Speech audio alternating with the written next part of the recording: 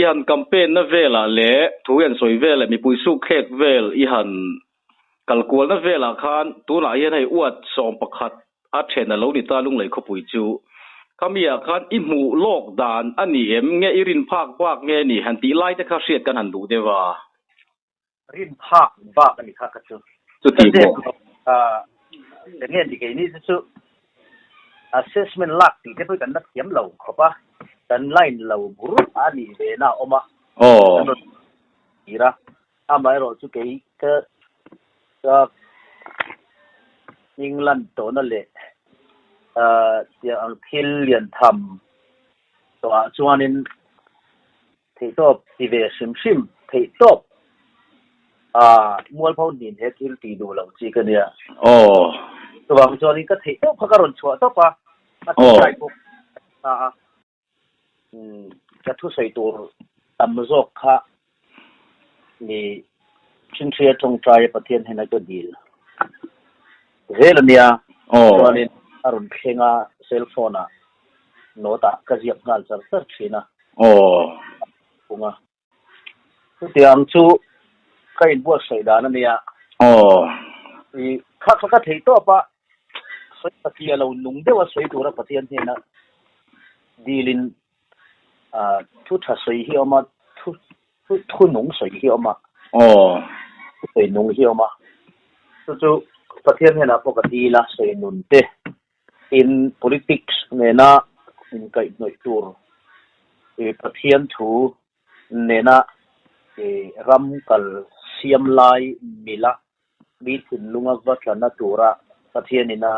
bin pom puile min bo zui du chin kha dil nge ni ani ta chu ana zo pathian I report hi enge ni mani lampang kan fit him lo fe chon pathian hing sei so hi gameplay nan tha ka tilawa adik chia to bang chuanin pathian hing kan sei lan ngam to hi chuan mani lampang dikila pathian pon mal min so manga to tiam tu chong kain buat saya kha kan han sei ta karin ai takin mi pui thinlunga te po tlak na chin te po a omani in karinga le kan candidate ha tak tele kan soi tu khalam unit soi tu te block soi tu te lo thorim na zong chang khom nen pathian in mi pui te thin lunga nungin na tlak tir nen ka sia ani khop mai nungin ha tho tir nen ka sia in lung lei mi pui te an thin lung chung ril kha kum engi mozat kha wake donin rilunat na payan na yani ti achiang le solid il thengta chuan su an lo tuar hle mai ti rilruwa oma khalai na hle mai boka tu ti line sarkar hi mi puite siamani ziaron pholang tu le pholang ngam tu example ron dingam le tlang pui ka fakhop mai sarkar lai hian kan siama mo hian ti thin vela wi siamani hi kan riat theng hi angaya tuang mi pui en rana sarkar siam thiam hi apoi mo apathian le mi pui en ranin tin lo chon kan tlak chan hi mi pui wangania kan tin chan hi mi pui wangania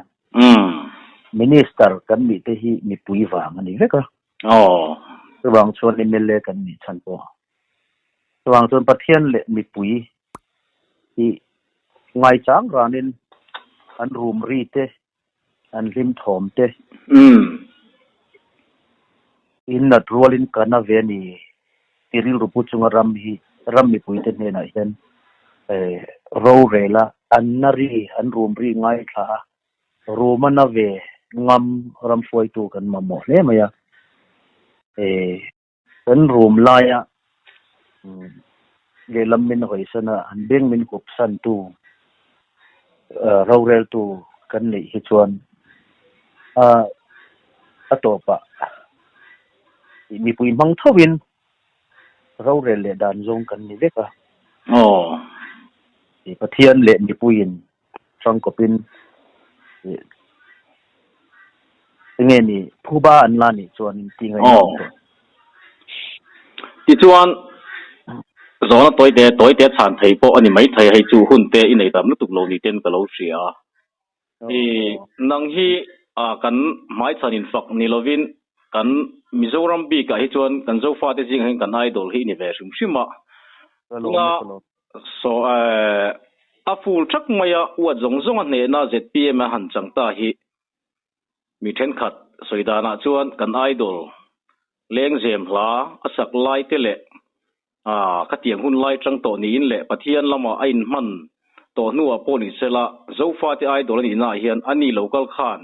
ko ri hin sa takina tu ni ti hi mitam tak tong kam ania hai hi nang mani malin pom dan ani chu chu pom thiam har ka tia enge ma chen chu kan thu soi le zai te le kan mel ron lang le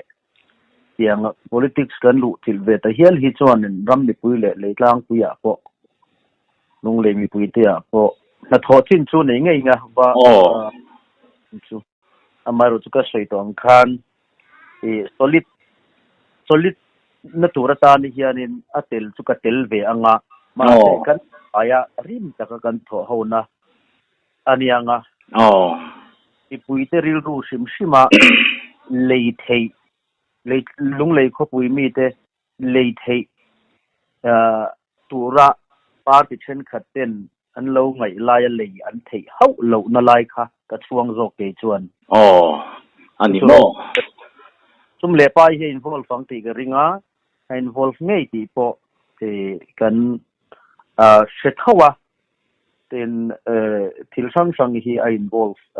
mi thin lung wat ne thut na atan hemi mang hian game kan play anga kan chakang ti thei party kan om nokin ka ringa panin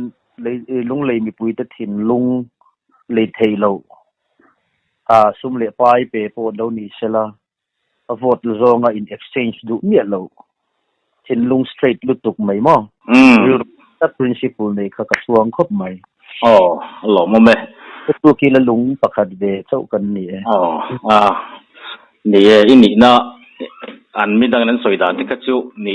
ani tam tak omanga ma ro ji chan dan na khanin a set mai o me alom o me ti chuan kan zot le zelang chenga zona tam vak lo ei lung lei bi ka hian MLA BL Sari kan lo ta amaro chu na thial te district thar te an lo mu ta ka wangin an data ila BL ru kan ta hian MNF sorkha MNF hian MLA ruling MLA an ni do vek maya tun kum to ba hian general MLA by election kan nei le do na tun kan LMC in thana ZPM ne na chan na hian MLA election a hian enge ni ngong anayin kouri han tu thui viau in iring em tika imal ngai dan thet ka ban tu he kouri tu nge yang achan chu tuna LMC thang tu zong kha lungle district mi pui thon ne abi te tho kha ni MLA a party khati zo zai ron kal angai bok kha thang turin an lo ma chon le do na ni ha an lungle mi pui ril ru chu shet le to ani ai chuan chan chu party tharlak ron kala ron che chuak tur ni lo party ngai tho kan ron thei le do na ang tu mi pui la ngai che ni so wang chuan in ZPM tan chuan call chu eng hle in ka sia lei mi pui te point tun LMC in than kal tlang khan enge ni tun kum top sarkar thar lo piang tur tungchanga po hianin anril report mang atam jok chun lan chhuati nin ka sia tuwang chuanin poimo ber chu ni ZPM hi chu Davida ang mai kan nia ral thuam kan nei tlema to cha po kan nei tlema amaro chu pathian Davida na ring that ang khan pathian bak chu rin tur dang kan nei lowa le pa ya la ni se da sarkar ngai lo party kan nia chuwang chuanin sarkar to party te chuan eng tin mani sum in than na turata na tuak da nan thiam ang le an nei ang source kan nei lowa wang chuan candidate tinte ma ni sum le pai tam jok seng tura ram hangaya in sengrala ron chua tum an mi deuh furdona chuanin mi puite zokin rilu thiang him kan lo puta kan ram chan chua nan tia candidate mi tha an ni chuan khosak thalo ma se mi ram mangai tu mirin om mi tha pathian treatment ni chuan kan ram tan ka lo pui veng che ti rilu hi an kut fur ka ring to boka kan politics chungchang a hian mizoram mi puite le thalai te le mi tam takhi kan har to a tilai chuanin di party then khatte ro chu an ho sa to le maya chuan structure te ngeta le pai enge mo chena anin chek umang ti kan ringa chuwang chuanin di Davida le Goliath hain beitur ang lek kan ni don ni mishing na chuan keni chuanin lal solar thua min bel tur kan nei don lawa isetia manga in bel po nila kan ti ve thei lo kai mani particle phung hian amil lo lal solar thuam in bel kha ban ton sum le pa mi bathlem lung oina tur lal solar thuam ikatiang chocha sang kan nei lawa ani don lawa tong try na le mi pui ta thin lung that zia le pathian arin na kan mat dona so bang chuanin he lung lei LMC in than hian district tin le Mizoram mi pui tina ra tha le dar thalang thatak apea tung chang ha chuanin lei theilo mi pui ingen ni sarkar thadu ingen ni hetiang ang party lahim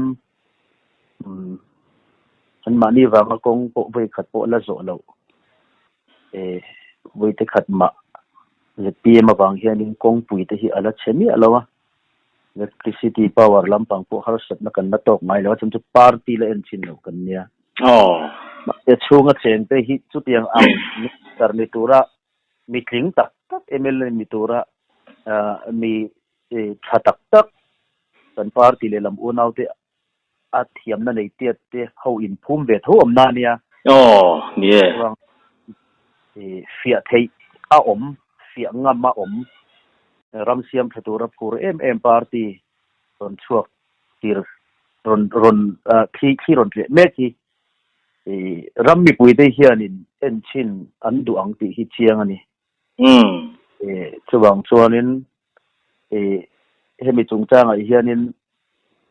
he LMC in than hi chuanin kha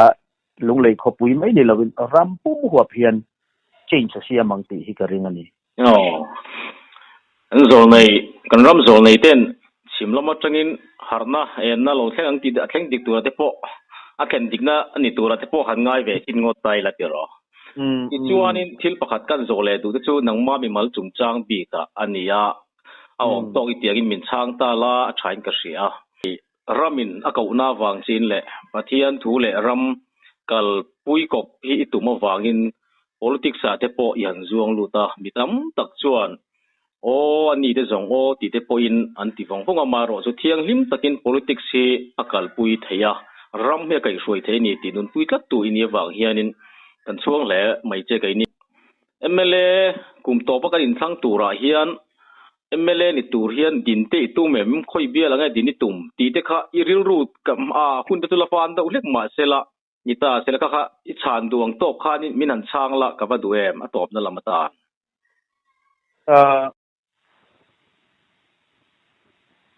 ania how to te thu hi nia mo hey star campaigner age min ti dona candidate min pe don bial min pe don ti te hi ril ruwa chuanin nia ngai to na chun om thoma se kan how to ten ne heti zong hianin ilo om khot me don em ni rampum huwa pakal kwal turin ministry hian in sim hi kan ma mo to sia han outlang pot me hiang an ti ni pon kan han tong trai nga kadiang zong khanin tilakal theni chuanin ke tong trai na zel him ha chuan ka duwa pathian he na kan thlen zelanga kan candidate bial han vong ve te min ti ni pon thei top chua von ve kha tum ani mayanga tulai chuanin karil ruwa chon tong trai pot zel ka thain ka sia how to ten tiang hi ni anti pon how to te thup ai chunga pathian zel sela kan ron be zelanga mo athamon tha ke pathian hi first ngoi sela kan khoi tu in lung le ril ru le thil ti na zong hin pathian hi first se ta kan ram hi to tur ni mo le ni atul nga yang ke ni po hi kan ron zon lu pha hi thamon tha ke kan ho tu ten pathian ron chung zelin le pathian ron chung zelin le kan ram din hun thirin an ruam mandan ang anga chu itum ni ang khan ngai ta ila ti chuan atop lam atop na atan han ti ta ila tuna lung leya LMC uat som pakhata ne na ZPM han chan vek te po hi nangma ni te po kha anan mo pu ve deu jewa thalama ni ta sela ta chuan lung lei mi puiten he na te mo lom soi na tu te le thu cha du tam tak te po in in karinga kha atop nan min han soi sakla ti chuan kan in kom na kan du tok mai don ne ni lung lei mi puite chunga lom thu soi na troi i soi du thu cha du te po ni sela nia lung lei mi puite zoram Mizoram khopui pahni na lian ber pahni na second capital nia wang chuanin in sevel hi Mizoram hian a clear le a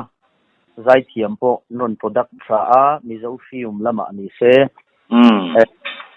ron ti tak ron tia marlam min ron chau chuak tu bok in ni le a in pathian la sak chungchanga praise and worship le tak na nun ne na ya rampum ron ur chuak tu le ron chau chuak tu po lung lei lama tang bokin ania lung lei ni puite telin pathianin keima ngei po lung lei lama tang hian ka career min ron tan na sak em maya sampania in khana ka soyang khan chu wang chuanin simfinat lai thin anti te hi chu dot mai ni sim hian uluk takin thian ngai tua chet hun an sia do theinan ne yara ran rel thiam ti hi kein ka mudan de tungania chuwang chuanin lunglei mi puite tuna tan LMC khan in set dan le in dan in du khan dan te rel tu in siam dan te hian Mizoram pum puya hian danglam na le in thak theng na a thazong ni si in a thlen don ani ti ka sia lom thu ka sil tak meu cheu ni chuan dik na le rin om na te khwai sen na te ramtana thatura ni chuan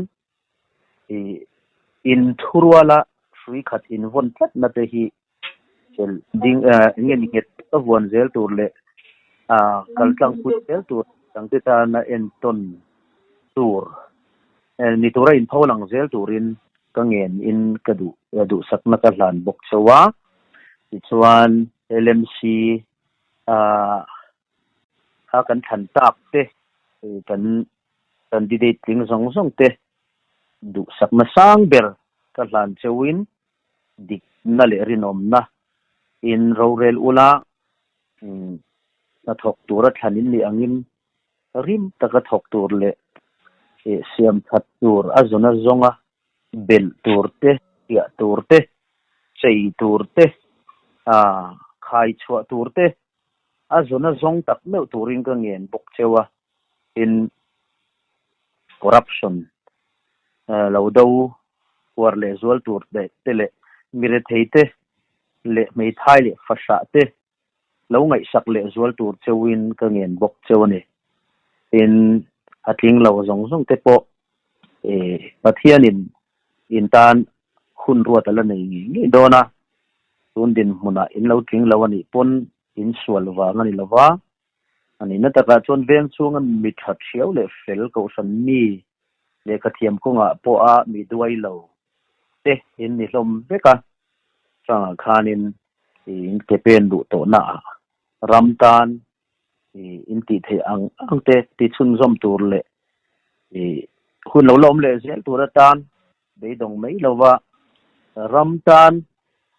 mak pathir lian zok lo ne ya chan lo la so turin kan cha bok cheu ani chuan pathianin lung le ni pui te vengin om pui zel sela suang to nang te nge turin du sak na ka lan boke kalo ne